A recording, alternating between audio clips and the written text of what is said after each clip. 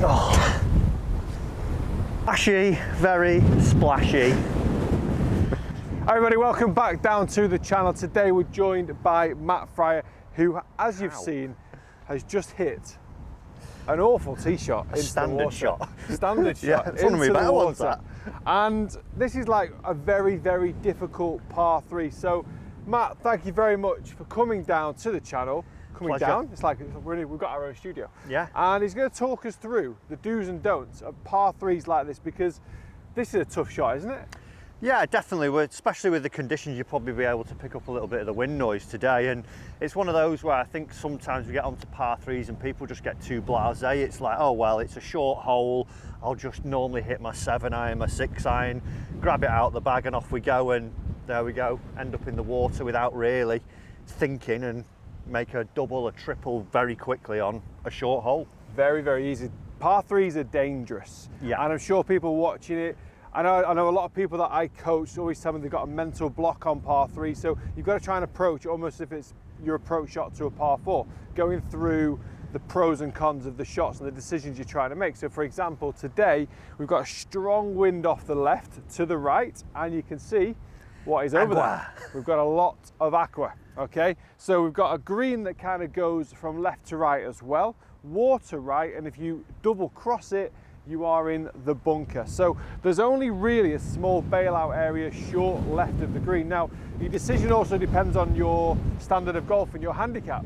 Yeah, I think for me, if I were to come onto the par 3, there's just like 3 bits of information that I want as I get up on any par 3. First one's going to be my yardage. Yeah. Because a lot of times as well, like we look at now, we're at the front of this tee.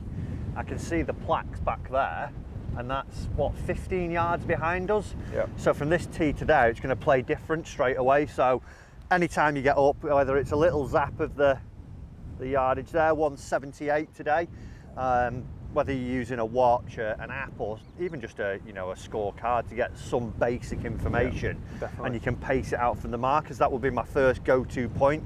Try and find that yardage, because that then is going to start to help me choose the correct club.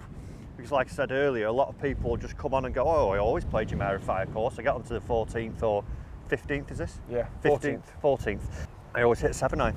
Yeah, you kind of it's not going to work. Yeah, you get into like a routine of hitting the same club on every hole, but they play differently majority of the time. So you've got to take that into consideration. The greens in particular here are massive. So from front to back, it's about 30 yards. Yeah. The tee boxes from front to back are about 30 yards. So it can be a different hole every time you play it. So from 173, did you say that? 178, yeah. 178. So I've got that first bit of information. And then the second one's, well, what's the trouble and what are the elements doing today? We know the water's right.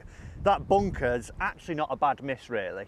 If you think of like a higher handicapper, if you put it into that bunker, at least you're not dropping a ball down there and giving yourself that penalty shot. You can potentially splash out onto the green. So you've got to weigh up where's good to miss, where's bad to miss. Obviously, water is very bad. And then start to figure out from there. So knowing that and knowing that the wind's off the left and down a little bit, I've got my club choice here. So I'm able to start to make a plan then as I go through. So I'm sort of 2 stages into my 3-stage process. And then the third, a lot of time, like, people would get suckered into flags. Yeah. Like this one now, it's actually probably not a bad flag because it's on the left-hand side of the green. But I would say try and play to your shape as well, because we'll majoritively have an iron in our hand, I would imagine, for par 3s. Yeah. And you'll probably have a common shape. But a lot of people will see a flag on the left and think, oh, I need to draw this into this one today. But I fade it, so I'm not going to go near the flag. You do see that a lot, trying to change your shape of shot to suit a hole. Yeah. Just play one shape of shot and get really good at that shape. So the greenkeeper's been quite generous, keeping the flag over towards the left-hand side, probably knowing there's a tornado coming from left to right. Yeah. So FRYER, what's the club from here? So for me, I've gone 8-iron. Normally I hit my 8-iron 160. It's pretty much 180, and that's to the flag as well, and that's sort of another key part you've got to play. When I take a lot of my clients out onto the golf course or play with friends, when we're zapping yardages, when we're looking on GPSs, we'll get the flag location, but looking at that green now, we've got what, the best part of 30 yards behind that flag. Yeah. Yeah. So I've actually got 210, and with this wind, I reckon that this is probably going to go 190. Yeah, it's going to go a long way today.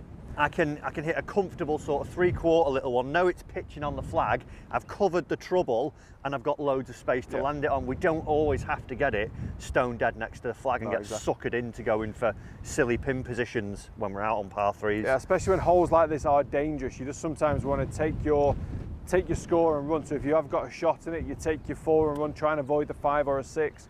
In Matt's case, obviously, as a professional, get the 1.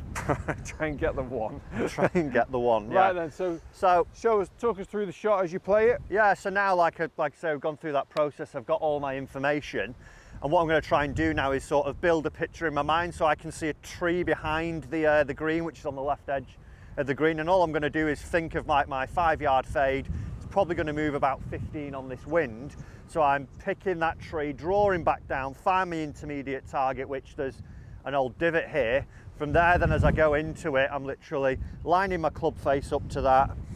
As I'm stood over it, I know my swing is that little fade. Get over, picture the shot, and then just pull the trigger and trust all the decisions I've made have been the correct ones. And it's straight down my line. Oh, FRYER. There we go, 3/4 one, and we've gone from swimming with the fishies to about 40 feet maybe not even that. But, and that even wasn't, I wouldn't say was my best strike, but because I've planned properly and taken all that information into account, I'm able to make what isn't my best strike actually turn out to be a pretty good shot.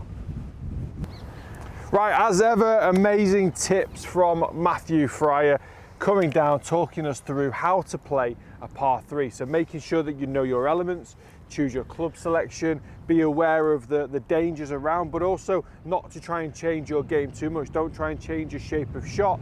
Allow your swing, your shot, and then adapt it to the elements in regards to club selection and where you're aiming. So Matt, pleasure. Thanks very much for coming in. Pleasure. In, down, I don't know where we are. In, down, with somewhere in Dubai.